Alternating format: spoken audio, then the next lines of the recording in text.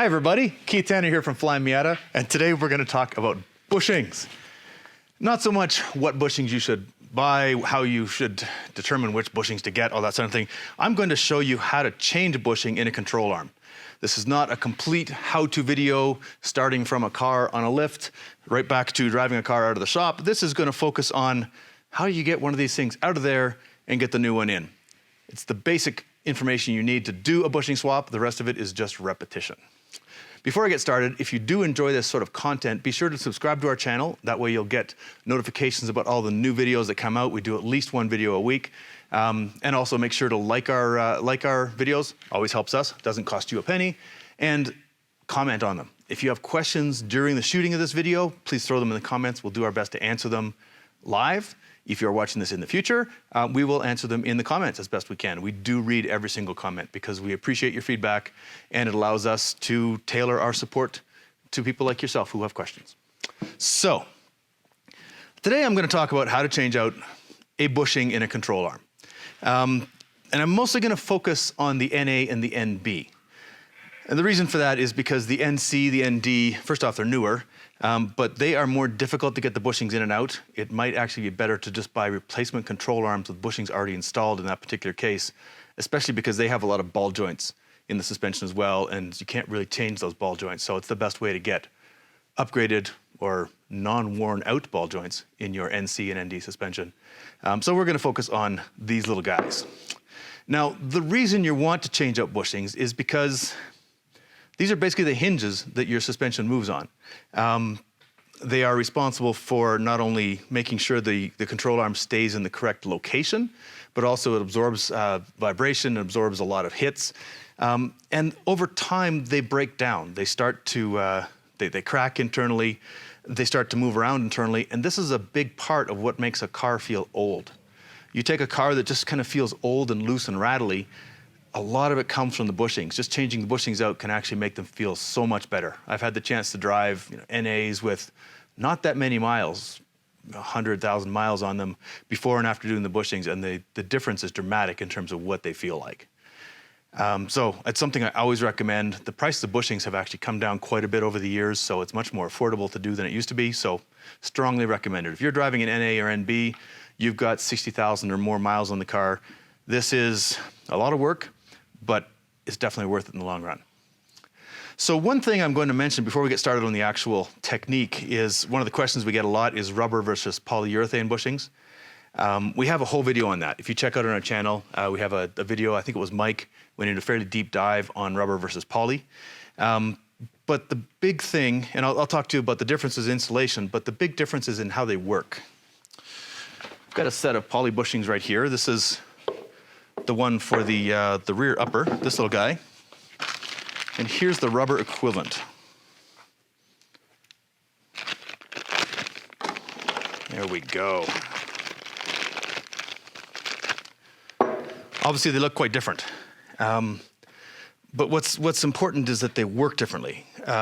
These rubber ones, the steel sleeve, the crush sleeve in the middle is bonded to the rubber. And this is effectively, the body of it is effectively bonded to the control arm. There's no slip there. So all the movement in the bushing comes from the shear of the rubber. And that's why they do wear out. They tear over time. This also allows for a little bit of movement this way as well, basically as the rubber deflects. I'm not gonna be able to do that by hand, obviously, but that's what a brand new rubber one looks like. The polyurethane ones consist of a steel center sleeve, just like these do. And instead of having a rubber coating on the outside, they use polyurethane.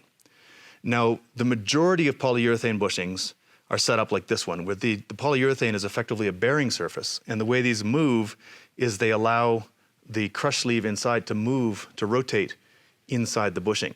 So this is effectively a bearing surface in here. And the bushing can also move inside the control arm to some extent. So it's a very different movement. There is actually relative movement in between parts in this, so lubrication becomes critical in these things. You'd have to make sure you lubricated them when you install them, but that's also a maintenance aspect as well. And that's one of the big reasons why I generally don't use poly bushings on a street car, because they do have to be maintained. Weather, time, dirt, grit, that sort of thing can cause them to need replenishment of the lubrication. People have messed around with Zerk fittings to be able to pump grease in there. Generally speaking, there's a reason that pretty much every production car on the planet use the rubber bushings because you put them in and they just work. I will point out there is a variation of the polyurethane bushings. Polybush in the UK does make a polyurethane bushing that is constructed like a rubber bushing with a bonded interior.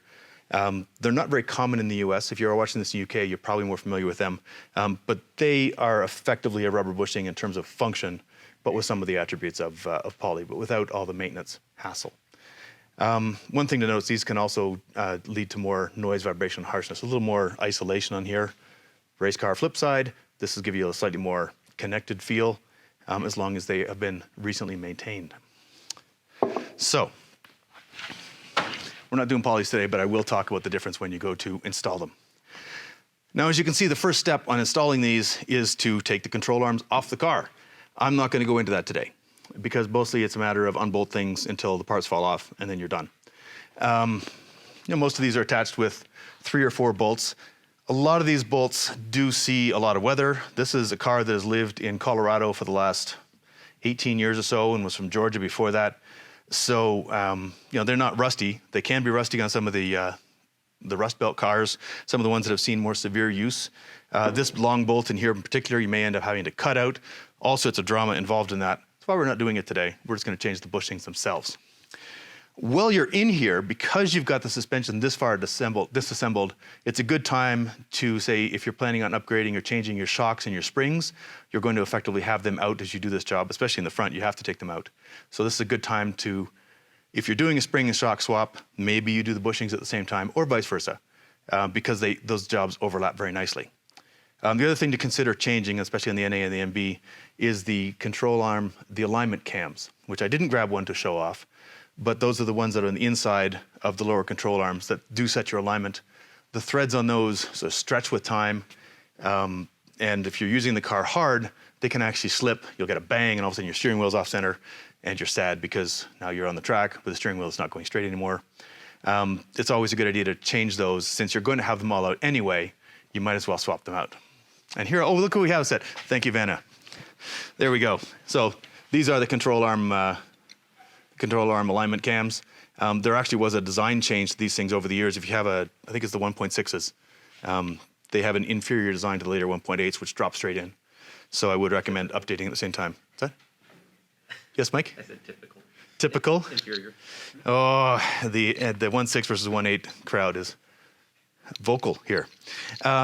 Anyhow, I recommend grabbing a set of these. Flyin Miata, of course, does sell these, or you can get them from your Mazda dealer, that sort of thing. Since you've got them out anyway, it's a good time to change them. Okay, so let's look at actually the swap. Do we have any questions before we go there? Yes. Yes, we do, Mike. What are those questions? And not all. Okay, the question is, are there some bushings that wear out sooner than others, and does it make sense to replace only some? I would go to the effort of changing them all. If one of them is bad, that means that the others are going to get there. They're also hard to evaluate just from looking. These ones actually don't look too bad. Sometimes you'll find them in these, the edge of the rubber is peeling off, there's pieces hanging out. There we go. So here's an example of a bushing that definitely is suspect. When I pull this lip back, you see the cracks in there? The rubber's getting old and dried out. This one is likely getting a little loose and a little rattly inside, so this is a good one to change out for sure. I would expect the lower control arm inner points, or actually the lower control arm points, to be the ones that take the greatest cornering loads. So I would expect these to be the ones to suffer the worst. And you can see on this one, sees some thrust loads as well. Look at the great big lip on this puppy. That's because your braking loads go through this arm as well. So this one's actually shifted. So these are the ones I would be most concerned about. But if you've got the control arm out, you might as well do the outers. And I mean, the fronts are only a couple of bolts away by this point. I would call it false economy to only try to do a couple unless you know you have one that has taken particular damage for some reason. So yeah, it's possible to only do some, but I would definitely do them all if I was doing it myself, which I have done. One other thing to check while you're doing this is the condition of your ball joints. There's one ball joint in the upper control arm in the front. This is what allows the knuckle to rotate, and there's one in the bottom as well. The bottom one is easily replaceable. It just unbolts. You can change it out. It's not on this particular control arm. This should be stiff. I would put this one back on the car. It's not completely floppy yet, but this one is not as good as it was. There are replacements available for, I believe, the NA on these, Might be some NB replacements as well. They are different, so make sure you get one that's appropriate for whatever your upright is. That's what you're matching it to. So this is the time, since you have this out, to evaluate the condition of your ball joints. If the boot is cracked, which this one's getting pretty close. It's not looking good. It's cracking. I would probably change the boot on this before I put it back in, just because that is the leading cause of death for ball joints is bad boots. And you can buy just replacement boots. They're much easier to change and much less expensive than full ball joints. So, anything else, Mike, before we get into this? I think you're clear to go. Okay, we are clear to go. All right, so I will start with, well, let's start about the tools. The tools I'm using for this, you can use a press, but honestly, I have used presses for this, and I find these easier. This is a Miatas ball joint service kit. I probably bought it from Harbor Freight. It's a ball, I don't know why, I actually have used it for ball joints, but it almost is always used for bushings. And what it is basically a big old C-clamp, and then a bunch of adapters and pipes and things like this. And we'll talk about what those get used for, but that's all this fundamentally is. It's just a thing to push with. We've got some simple green. I have a wrench to help turn this thing, a knife, which we'll explain why later, and some, thank you, Mike, some Scotch-Brite to do a little bit of cleanup. So we'll get to all that. But this is basically all you need other than a collection of wrenches to get these things off the car and on your workbench. One thing I will mention is that this is the rear upright. It goes right here. Wheel goes there. It has a bushing in it. And this thing is attached to the half shaft on the car, which can be problematic to get out. They're pressed in there. They can be hard to press out, especially over time. They get quite happy with their living situation. So you can actually change this one when it's still on the car. That's what I did last time I was doing it. Using this ball joint service tool, you can push this one out without removing it from the car. And so that's my preferred method of doing that, just so you don't have to mess with the half shaft bolts or taking the half shaft out of the pumpkin or anything like that. It's just easier. We're not going to do that today. It's the same process as everything else, but yeah. So let's start with this one. The first thing you'll notice, what I'm going to do, and I will turn around and do this for real in a moment. You can use an impact gun on these if you want to. I honestly like doing it by hand because I like feeling what's going on, but you can. We back out this thing slowly. If I was a clever man, I would have pre-staged this, but then it wouldn't have fit in the box. Do you have any questions while I'm doing this, Mike? While I'm unscrewing this thing for the next 5 or 6 minutes? Not at the moment. Not at the moment. Oh, well. The commentariat has failed us. All right, that's good enough to show. Get you guys out of the way. So what we're going to do... Actually, I didn't have to pull it out that far, did I? I did. Is push on one side and then have something for it to go into on the other. For example, one of these sleeves. Now, there needs to be something on the back of that sleeve to hold it. You can see why this has to open so far.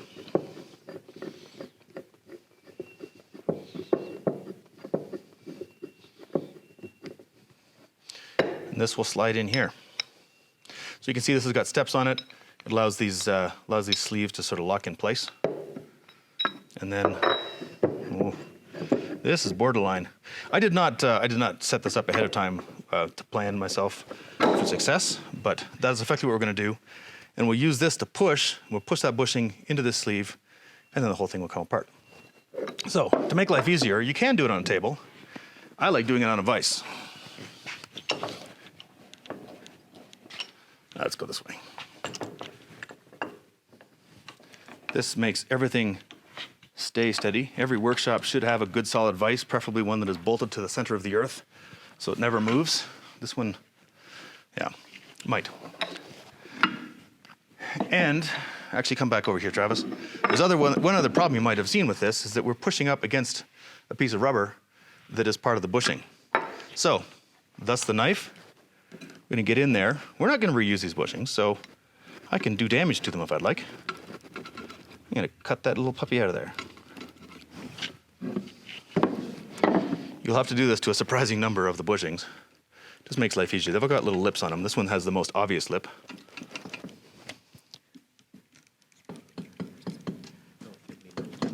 What's that? I said, don't give me no lip. Don't give me no lip. No more lip for you. There we go. So now we are free for that bushing to push all the way out. Go over here. This is the sort of thing where having 4 or 5 hands comes in handy sometimes.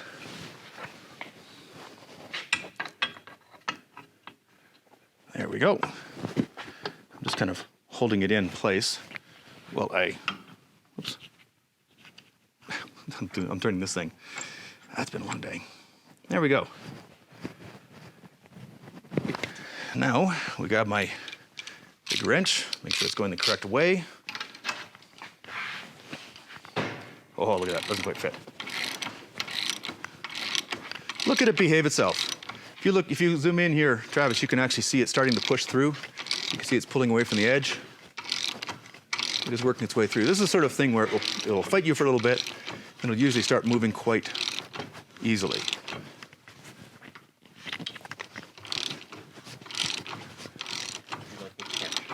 You want to catch? I don't think it's actually going to come all the way out, Mike. I think that sleeve is a little bit short, but we'll see. It could, yes. Oh, there we go. I just hit bottom. You can feel it stop. This is where things can get, especially on these longer bushings that are on the limits of what the C-clamp can handle, this gets a little awkward at times. Again, I did not set this up ahead of time. Come on, out you come.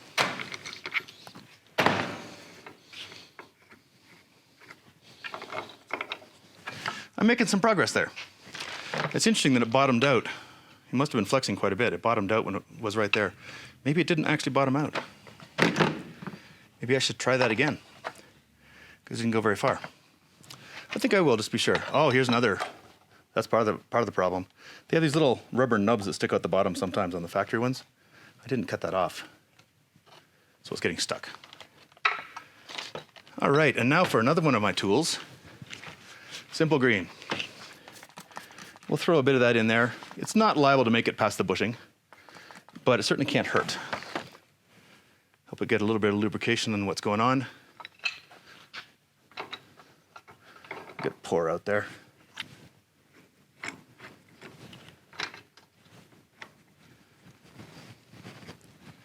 There we go.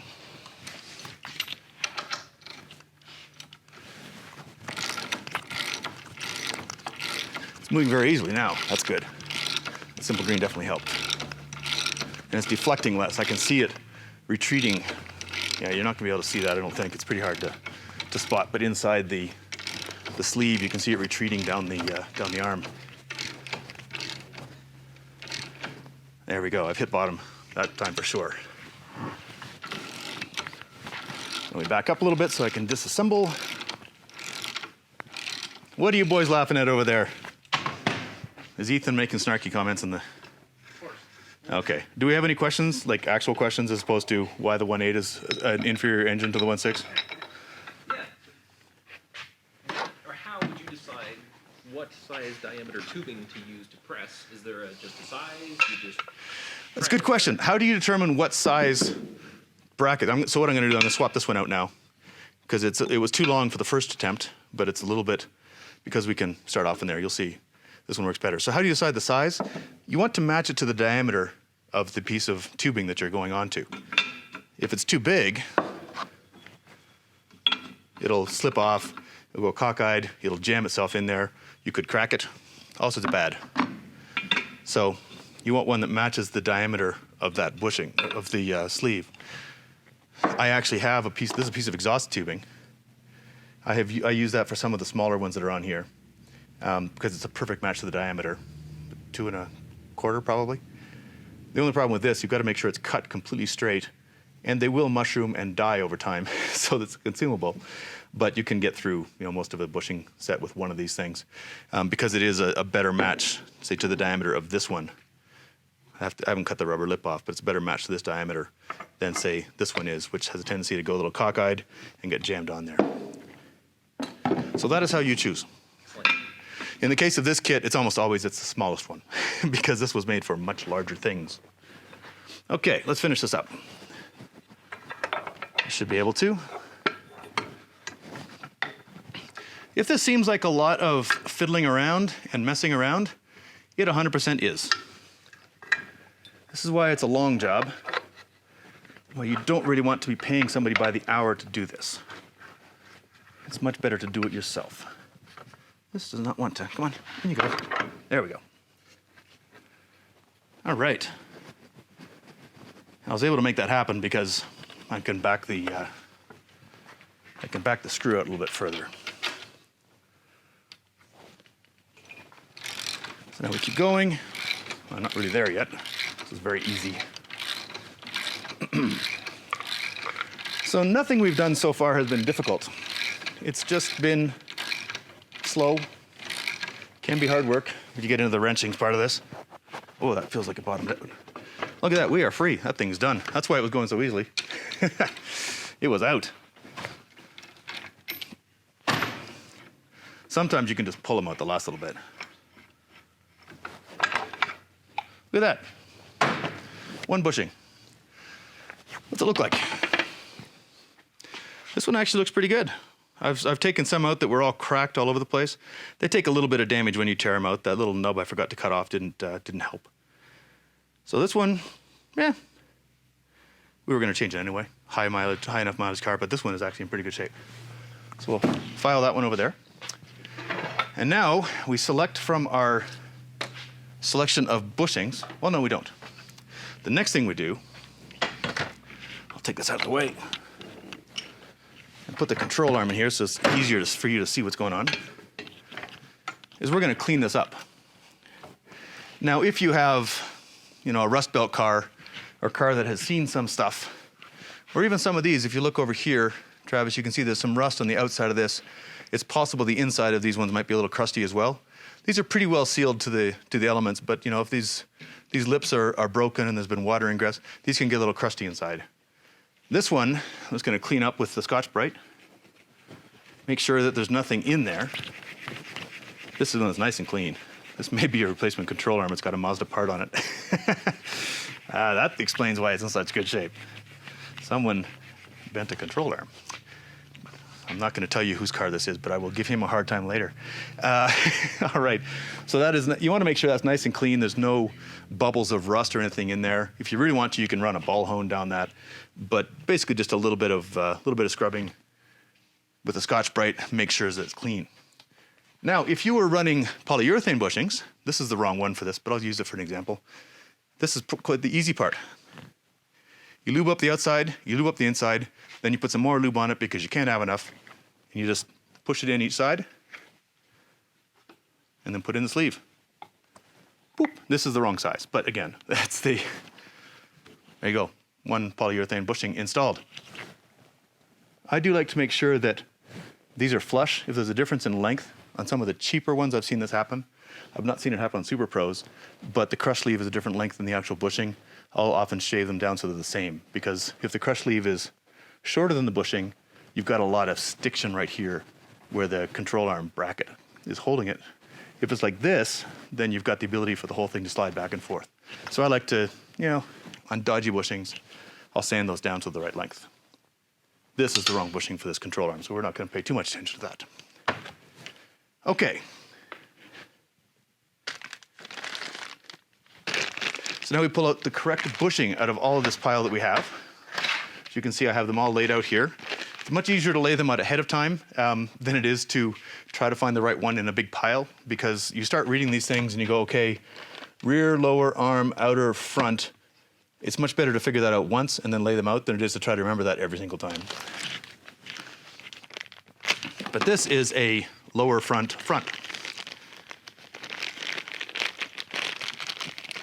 Ta-da! That looks like the one we threw away. Even has the big rubber thing on it. Now, because of that, we have to remember which way it came out. The big rubber thing we cut off was on the inside here, so we have to make sure we put this in the correct way around. On some control arms, it's easier to tell because they're actually got a big lip on them. This one it doesn't, but we do want to make sure we put that in the same way. Simple Green is our friend here. I do not recommend using grease to put these in. It might be tempting. But the problem with grease is you really want these to become friends and to stay in position. If you use grease, there's a chance that your bushing could be slipping around in there. It's not how they're designed to work. You'll probably end up with some wear eventually. So just some simple green will do it. This is nice and soft. I can almost push that in, but not quite. So let's put our C-clamp back in the vise. Normally I wouldn't bother putting that control arm in the vise. That was just to make it easier to show it off to you because I have a limited number of hands available to me. Okay, now this one, we don't really need to worry too much about the other side until we get near the end. So we can actually push right up against the end of our C-clamp. Once again, we dink around with the C-clamp.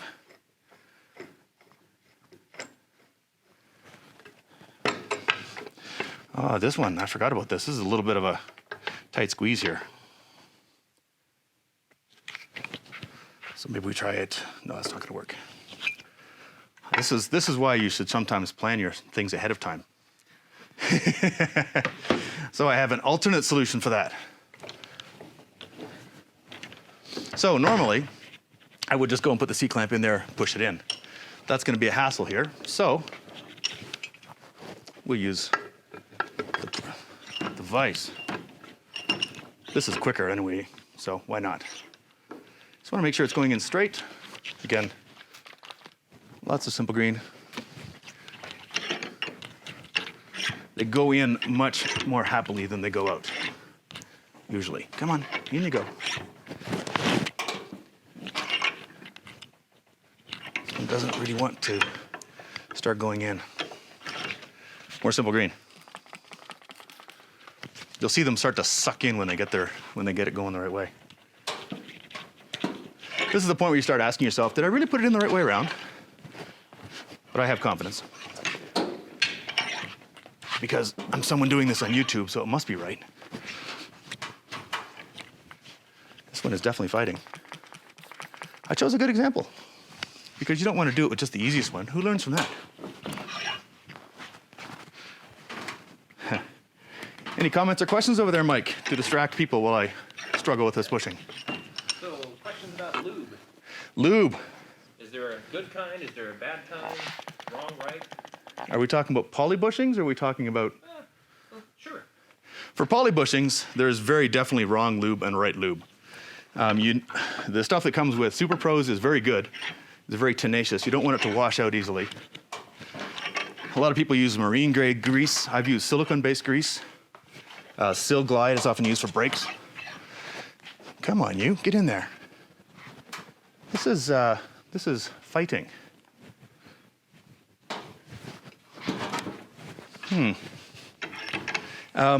For the bushings, for the rubber bushings like this one, you do not want to use, as I mentioned earlier, you do not want to be using grease. You want to use something that will evaporate and take its lubrication with it. So it's just a temporary thing. This one is getting in there. We're getting there. Definitely chose the most recalcitrant of the bushings to deal with here. Thank you, Mike. I'm a published author, and this actually Mazda Miata Performance Projects actually has a rundown on how to change bushings. However, it doesn't talk about using the C-clamps. It talks about using presses, so it's a little out of date. Okay, you know what? This is a live video. I could fight with this for a while. I think we have shown the general process, though. This little bugger. Oh, I know what's happening. It's deforming enough that I'm starting to hit the backside, so I actually need something for it to press into now. I don't know if that made sense, but as I push on here, the rubber is deforming, as it does. That's its job. And this is coming out far enough that it's hitting the back of the vise. It's got nowhere to go. So I need to put this in here so it's got somewhere to go. And this is where you want to make sure everything's lined up well. This is cockeyed. It will start going off center. Yeah, looks good. Oh, much easier. Well, he says that confidently. There, I felt that move a little bit.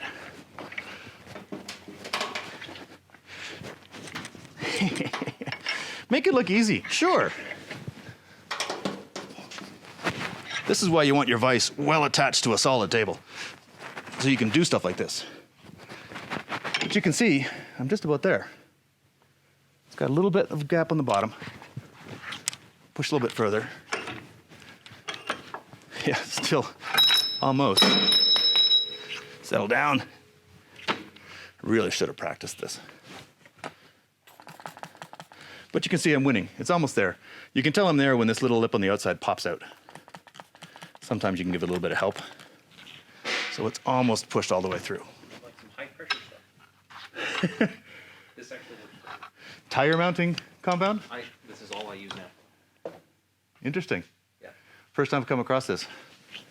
If you happen to have a wheel balancing machine, this is tire mounting compound, which of course is designed to be slippery when it goes on and then not be slippery. It's $20 at the auto parts store for that big tub. $20 at the auto parts store. So thank you, Mike. That's an interesting tip. I've not tried that. It's high pressure too. So. It's high pressure. Is it high pressure enough to deal with a live YouTube video that's not going the way you expected it to? Because that's pretty high pressure. I'm not sure we can get it in there now, unfortunately. We'd have to push the bushing out to install that, to put that on. That might be perfect. Come on. Oop.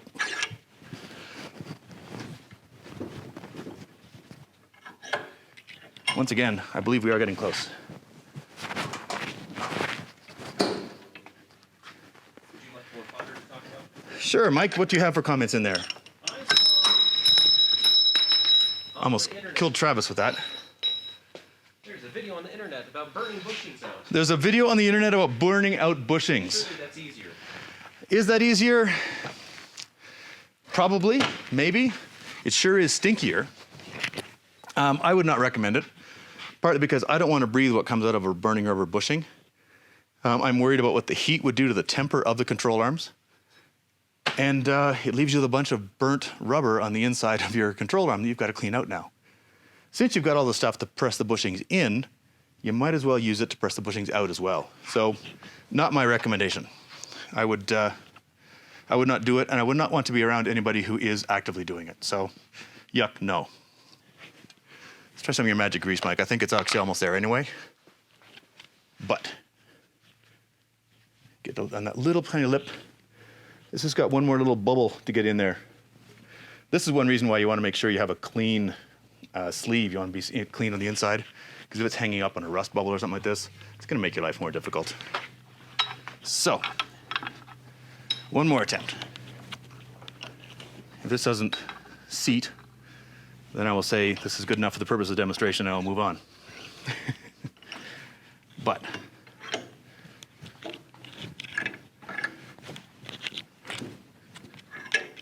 now if this works, Mike will blame it on his magic goo.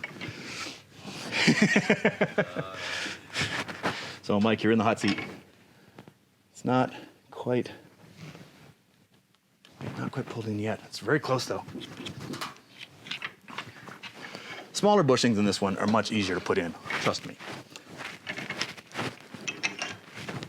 I picked the biggest one. Mostly picked it, what's that, 3 times I've dropped that? I mostly picked this bushing because it had that big fat lip, so we'd show off how it goes. You can see we're almost there. This side of it, if I hold it like this, it looks perfect. Hold it like this, you can see it's not quite there. But I'm going to call that good enough for the purpose of demonstration, which is what this is. I could, this might be interesting. Let's try this.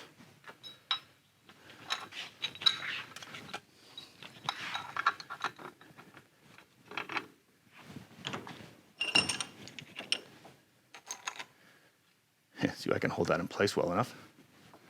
Where the third hand comes in handy. So I've put a flat washer on there to try to make sure that we get a little bit of pressure on that upper section. Might drop it down a little bit too while I'm at it. And give it a little push.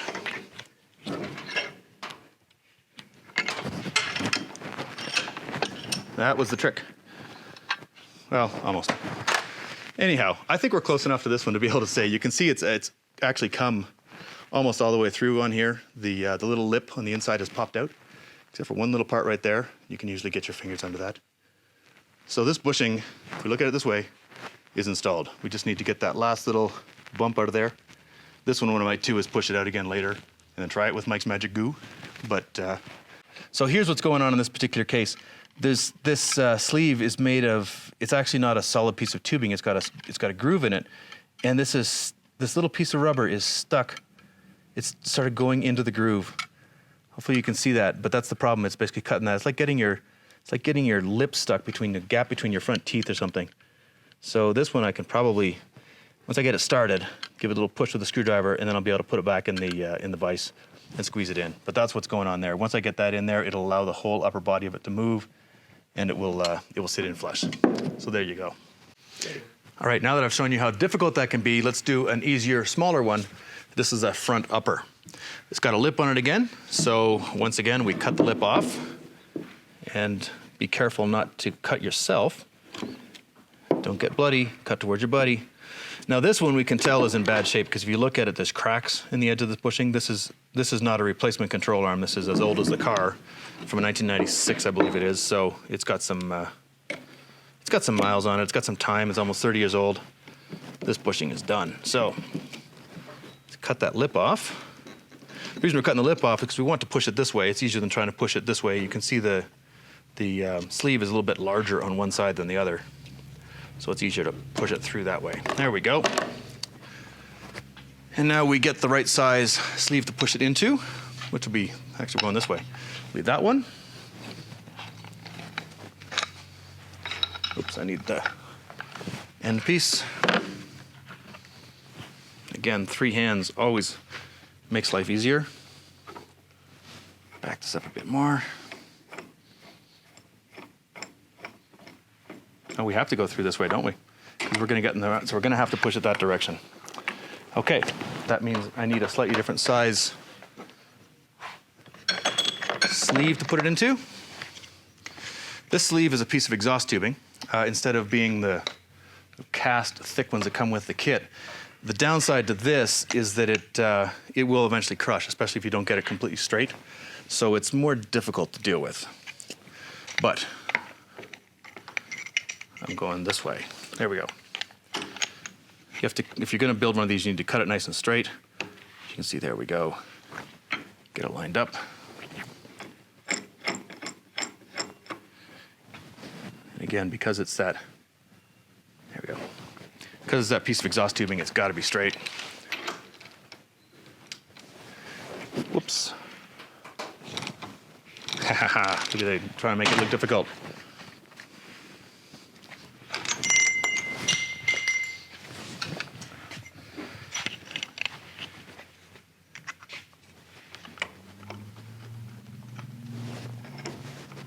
If this looks fiddly, it is fiddly. Getting it set up right is a big part of the job. There we go, right in the middle. That looks pretty good.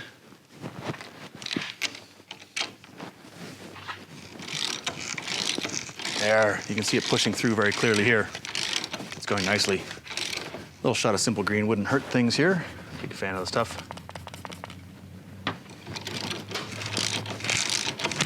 You can hear it sliding. And what's going to happen is this is going to pop out. I'm going to move the other side here.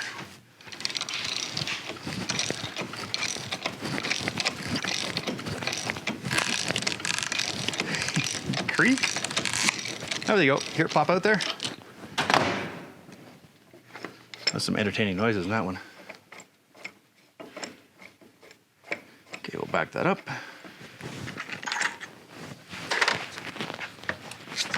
And there you go. There's our bushing. So now we get the replacement, which is right here. Again, this is one that has a thick lip on one side. So you have to make sure you put it in the right place. It obviously goes in the thick area here. This is nice and clean inside. I don't need to do any cleanup. Now, Mike suggested we try using this Euro Paste tire mounting compound. I've actually never tried this myself. Mike swears by it. He says these are $20 for a big bucket at the auto parts store. This is not a permanent grease. This is intended for tire mounting. So it's designed to make rubber nice and slippery and then to stop slipping. Otherwise, your tires would rotate on your wheels. Definitely not a preferred technique. So we'll get that started so it's in place. Oh, he's right, that is nice and easy. You want to make sure that's nice and straight. I need something for that to push into. You can use a vise for this, or if you have your C-clamp set up, you just use your C-clamp. Look at how easy that's going in. I'm not even using the wrench. So this is a smaller bushing than the last one. That's one of the reasons why it is easier. But that tire lube stuff is probably helping. It's kind of fun watching them. You'll see them push up a little bit, and then all of a sudden it'll almost like suck itself in. Shloop. Okay, I bottomed out. Need to back that off a little. Get this out of here. Now see, it bottomed out. I'm not all the way through. So I still need to push it through a little bit further using my sleeve.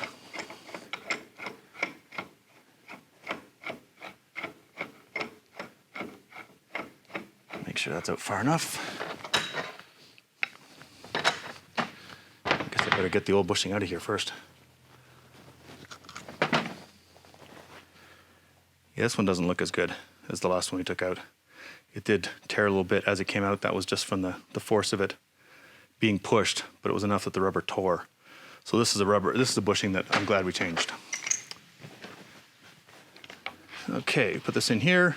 This almost looks like we're trying to push it out again, but what we're trying to do is just push it far enough that the bushing is fully centered.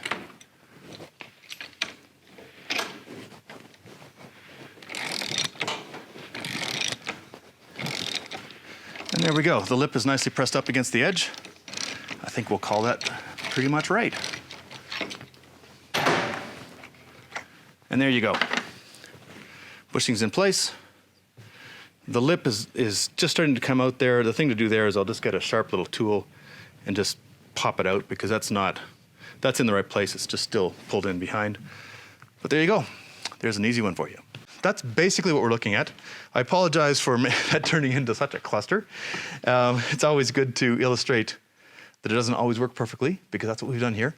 But that is effectively the process. You just go, you do that.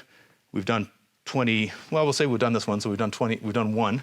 Now there's 21 left to do. I'm not sure there's any value to me doing you another one, but do pay attention when you are putting these bushings in.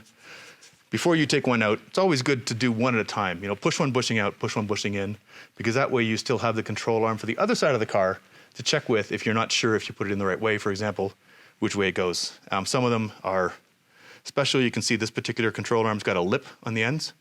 This is the front upper, because this one sees a lot of side loads from braking. So it's got a little lip in there. You want to make sure those go in the correct way. The rear uppers, they don't care so much, and these use the same bushing on all 5 or 6 places on the car, 3 per bushing. So you have to be less careful with those, but do definitely make sure when you put them in. This front one here, it's got that big one in the back. It's got a fairly normal looking one in the front. Vice versa. But make sure you're putting them in correctly, and make sure you've got the right one, because it sucks to have to push it out because you pushed out the wrong one or put the wrong one back in. You can damage when you push them back out again, so you don't want to do it too many times. Mike, do you have a question? Talk about replacing the bushings on the end of NA end links. These are Flyin Miata end links. They have a ball joint on one end, which is superior to the bushing setup that came on the NA.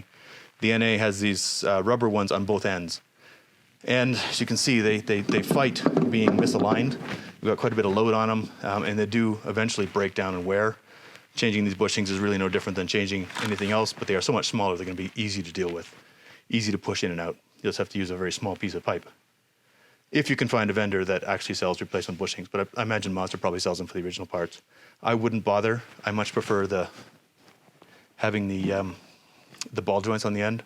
They're stronger, they deal with misalignment better, and these ones are adjustable for length, so personally I wouldn't bother, but that's how you would do it. Any more questions, Mike?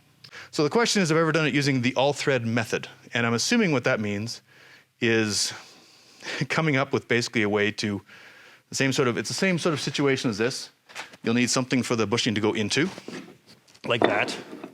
And then, yeah, you take a piece of all-thread, run it through the middle, and then basically just have a nut on the end and keep cranking down. And the answer is no, I have not done that, because I own a ball press, a ball joint service tool. Yeah, I've not tried it. I can't comment on how well it works. Obviously, you can see the concept is very similar to what we're doing here. And you can do this with a big enough vise if you want to. You can also do it with a press. With a press, you get into the situation where, especially in arms like this one, you've got the body of the press here, and then this goes in there. You push in the top.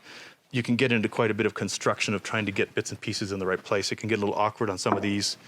On the rears, I've actually built years ago, I built a piece of pipe that went in there so you could push out both at the same time. Personally, I find the C-clamp to be the easiest way to do it. More Mike. Do bushings require break-in? They do not require break-in because there's no internal movement in them. They're just a rubber bouncy thing.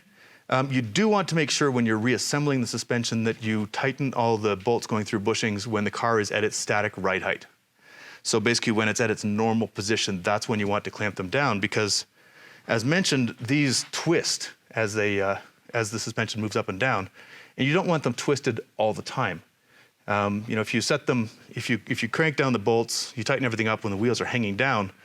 When the wheels go back up, and I'm a car, when the wheel comes back up into its resting place, they're going to be twisted. They're going to be preloaded, and they're going to, one, that's going to add you some spring rate. It's going to try to lift the car back up again, and two, that will lead to premature failure.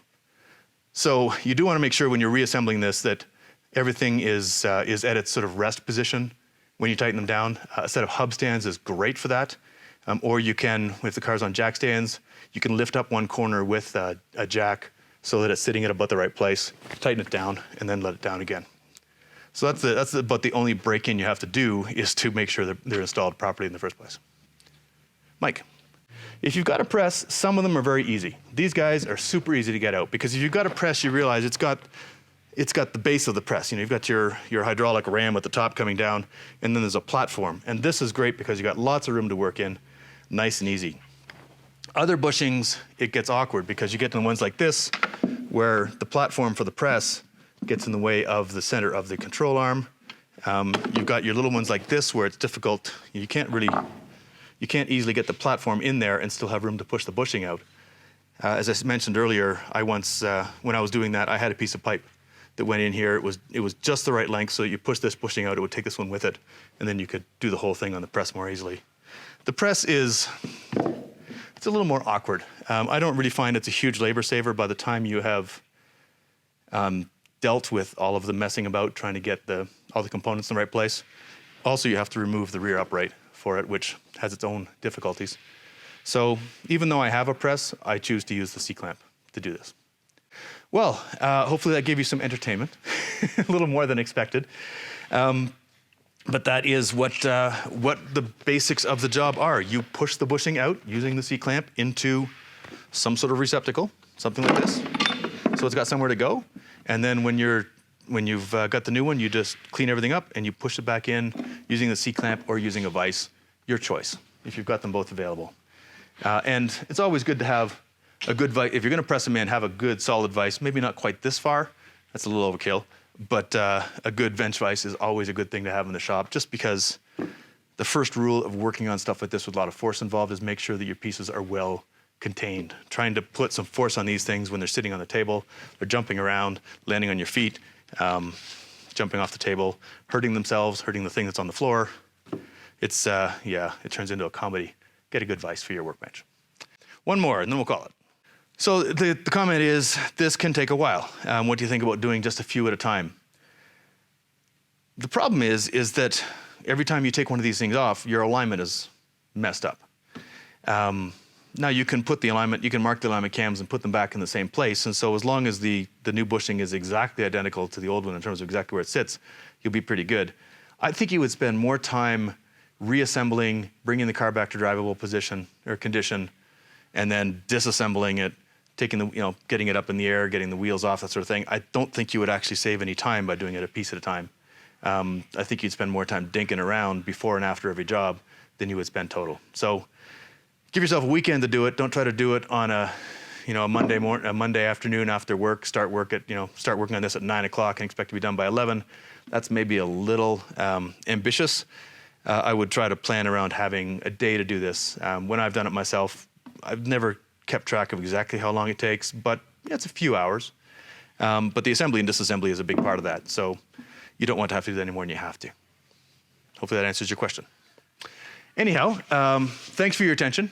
I will try to come back with a less error-prone video in a couple of weeks, but we do shoot a live video every week. if you have suggestions for what sort of content you'd like to see, please throw them in the comments. We always love hearing from people to see what sort of things would be interesting or entertaining or educational, as long as it's about Miatas. And we'll do our best to get you something that might suit your needs. So in the meantime, my name is Keith Tanner from Flyin Miata. Thanks for watching, and we'll see you again soon.